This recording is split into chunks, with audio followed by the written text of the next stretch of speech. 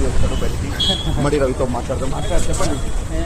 అదే మీరు మిమ్మల్ని పైరసీ దొంగ అంటున్నారు, మాట్లాడద్దు అంశం లేవు కానీ బట్ రవి గారు మీరేమన్నా చెప్తారా? మిమ్మల్ని పైరసీ దొంగ అంటున్నారు.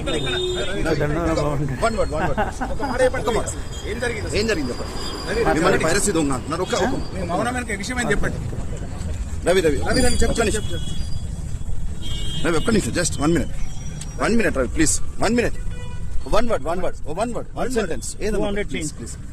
ప్లీజ్ ఏమన్నా చెప్పదలుచుకున్నారా మీరు?